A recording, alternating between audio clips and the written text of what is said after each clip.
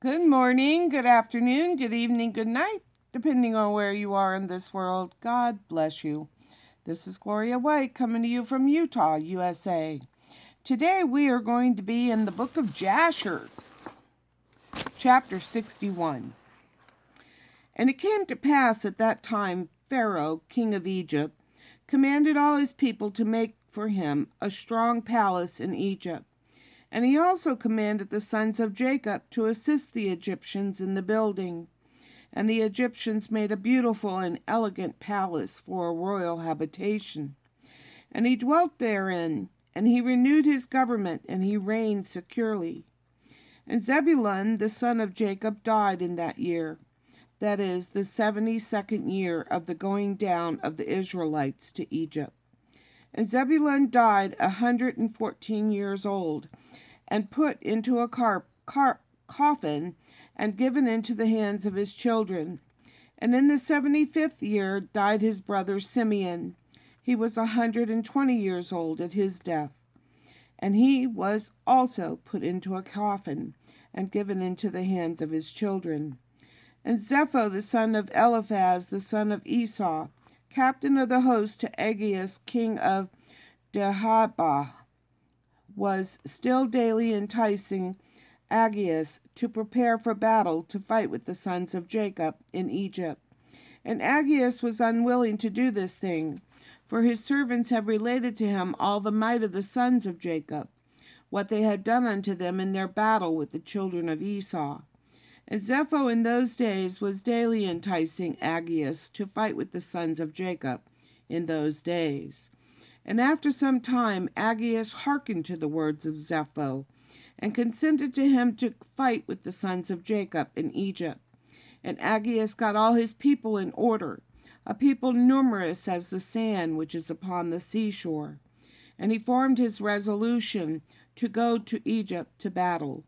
And among the servants of Agius was a youth 15 years old.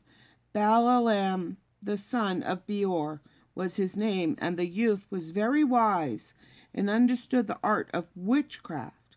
And Agius said unto Balaam,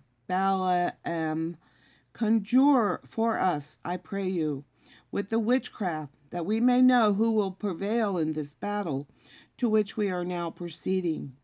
And Balaam ordered that they should bring him wax, and he made thereof the likeness of chariots and horsemen, representing the army of Agius and the army of Egypt.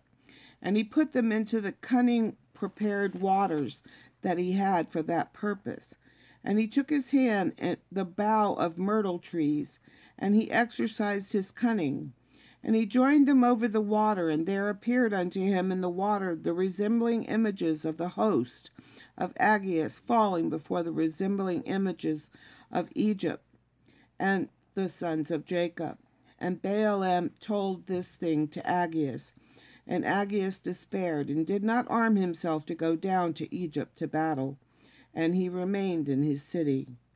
And when Zepho the son of Eliphaz saw that Agius despaired of going out to battle with the Egyptians, Zepho fled from Agius from Africa, and he went and came into Chittim. And all the people of Chittim received him with great honor, and they hired him to fight their battles all the days. And Zepho became exceedingly rich in those days, and the troops of the king of Africa still spread themselves in those days. And the children of Chittim assembled and went to Mount Cuptizia on account of the troops of Agius, king of Africa, who were advancing upon them.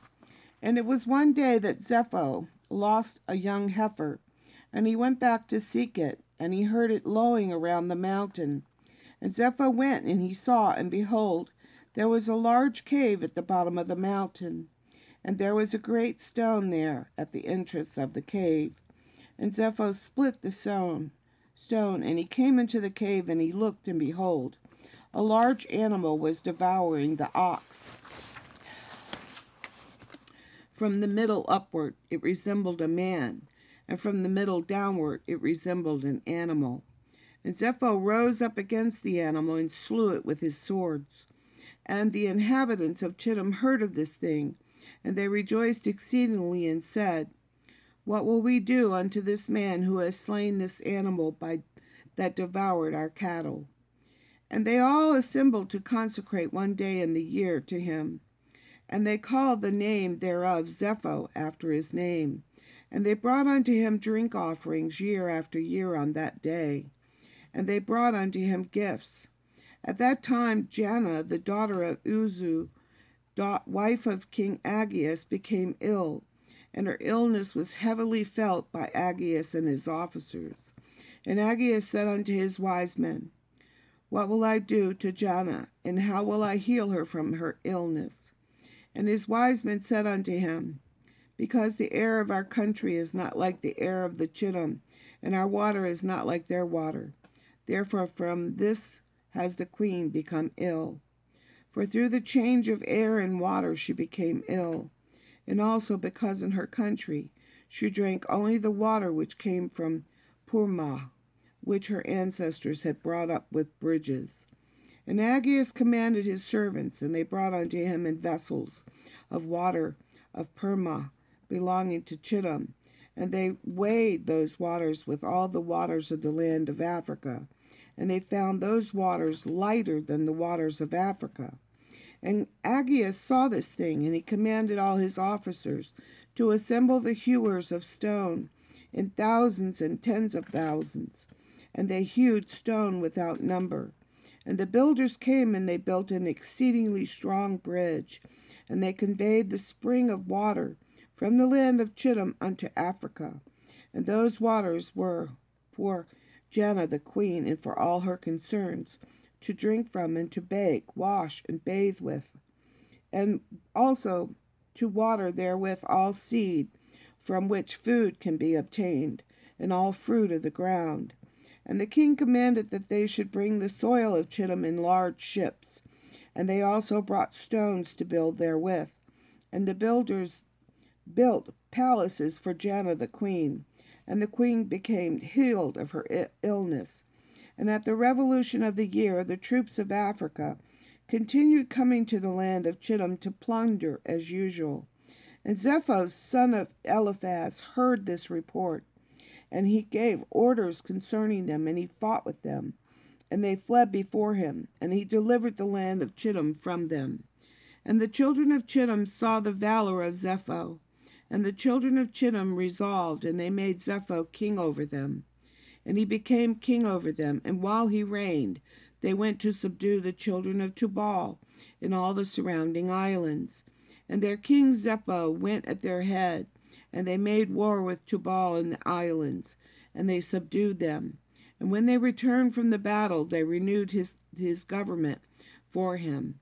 And they built for him a very large palace for his royal habitation and seat. And they made a large throne for him. And Zepho reigned over the whole land of Chittim, and over the land of Italia 50 years. I wonder how long before he's going to think, well, let me go against those Egyptians, those sons of Jacob. And as always, I love you.